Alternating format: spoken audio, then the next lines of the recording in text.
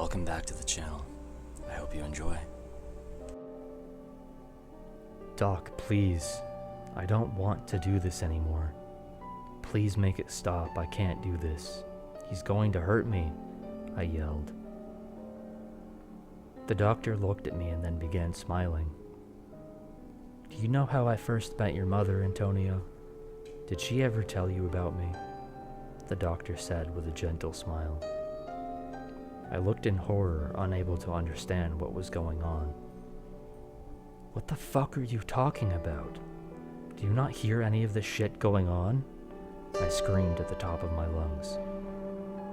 I met your mother after her 4th miscarriage. I found her in that house you grew up in so long ago. She always wanted a child. I thought to taunt her for worshiping the Holy Virgin, after all.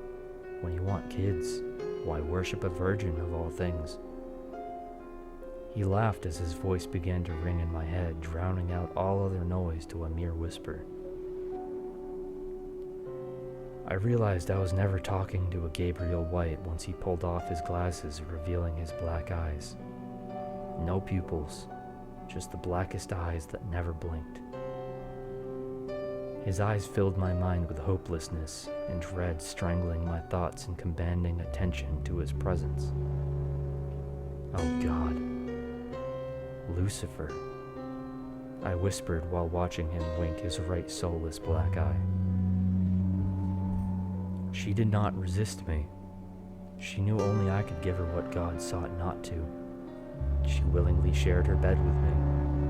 All I asked in return was to let me take what was mine when the time come. Death sought to take you early, just like she did with all my other attempts with God's precious little creations. Death did not look at your existence as something natural. It struck you with sickness early on at 6, but your mother refused to allow this. She fell in love with you. She made a pledge to death, offering herself in eternal devotion if only she would spare you. Just like I knew she would. Death resented you as an evil on the world, but she answered the prayers of a willing, devoted follower, albeit reluctantly, as is her nature against the natural course of things. Your mother's devotion was unmatched by anyone else, and I knew she was the perfect choice to keep you alive as you grew naturally. The words of the fallen angel tickled my ears, warping perception to feel like they were spinning around my head.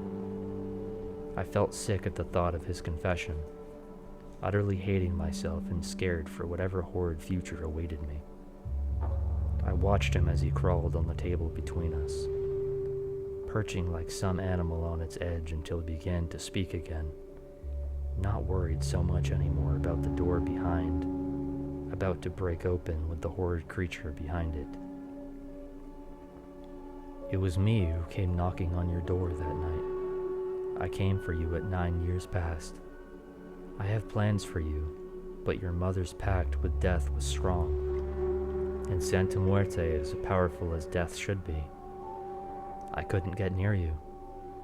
Your mother knew it was only temporary. She couldn't keep me from you forever. She knew when she died, the devil will get his due.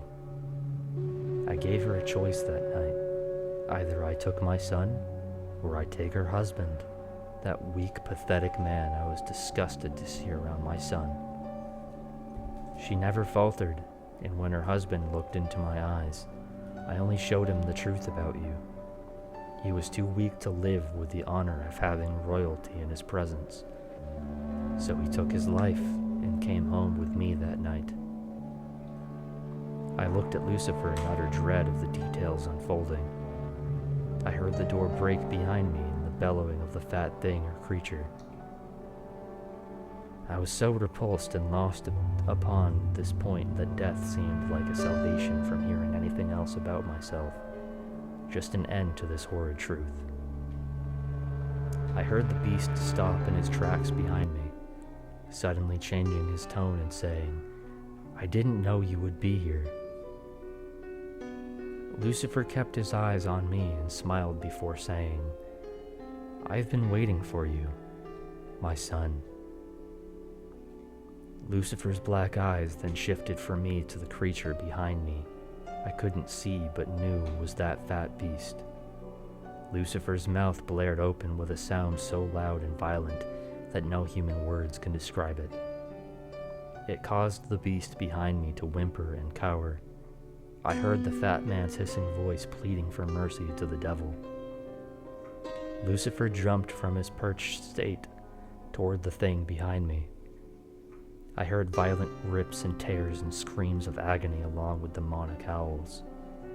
I saw a fat, fleshy arm hit the wall in front of me as I froze in shock, afraid to look at the carnage behind me. I could feel splatters of blood and chunky bits of flesh hitting the back of my head and dripping down the back of my head. In an instant, there was silence. Lucifer walked calmly and casually into my peripheral from behind me, his jacket to his suit now gone, and his white sleeves to his dress shirt covered in blood as well as his face. He pulled a handkerchief and wiped his face clean of blood before grabbing the whiskey bottle and refilling my glass, as well as his. Unfortunately, some of your siblings were a bit jealous of my attention towards you. You were the only half-human still alive. That is, or was, your brother. Fortunately, you have over 1,200 siblings, which I am excited to introduce you to soon. In a mix of hyperventilation, fear, trauma, and utter existential confusion, I did what any normal person would do at this point. I passed out right on the spot. I awoke to the prettiest dark-skinned girl I had ever seen. I looked around and saw I had been laid on the couch, no signs of blood anywhere on me or anywhere in the room. I looked around, scared of what seemed like a bad dream, freaking out. But the girl's gentle touch on my arm calmed me down instantly. "Hello, Antonio. I'm Yaza, Dr. White's assistant. He had some other patients to attend, but told me you had passed out in shock. I am here to make sure you're comfortable and see you out when you're ready. Take your time, please. No rush," Yaza said, smiling. I told Yaza I was fine and just needed a minute to compose myself before I left.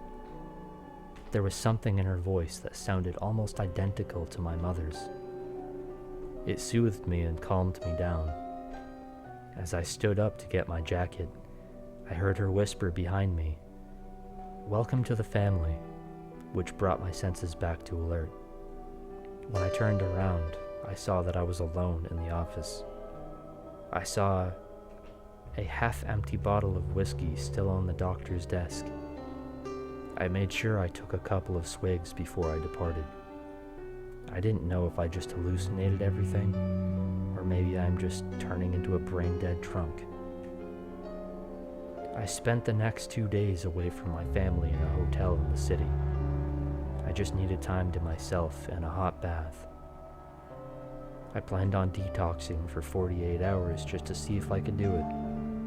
I changed my mind on the sobriety decision when I read the news app in the bathtub. The article read, "The office of a recently deceased doctor, Gabriel White, caught fire last night. Dr. White was found dead 1 month ago of apparent suicide in his high-rise condominium. His body was reported missing from the local morgue 3 weeks ago and has still not been found. Firefighters recovered the body of one person that was pronounced dead by paramedics. Insider sources believe the body has been identified as Yaza Black, a 29-year-old African-American female who was pronounced dead after a car wreck 4 months ago. The driver of the car, in which Yaza's body was found the first time, fled the scene, but it is believed to be linked to a stories of killings that terrorized the Southeast as well as East Coast. Insiders could not disclose the name of the driver at large or any theories as to why Yaz's remains would have been at the scene. The cause of the fire has not yet been determined by the local fire marshal. I read the news article over and over at the bar in the hotel lobby, not knowing what to believe, what was real anymore. I got a taxi home that night, knowing well enough I shouldn't be driving. I looked forward to seeing my wife and kids after the hell I just went through in that office, but I couldn't bring myself to go inside after the taxi drove away. I saw the silhouettes of my wife and kids, each in a different window of the house, each of them staring at me, swaying side to side. My phone is blowing up with text from my wife, all saying the same thing. "We've been waiting for you." I am not honestly sure when I'll go in the house. Maybe I'll hop a taxi to the airport first and get away. Maybe I'll just wait out here until I sober up. But I'll go in eventually. After that, your guess is as good as mine. The end.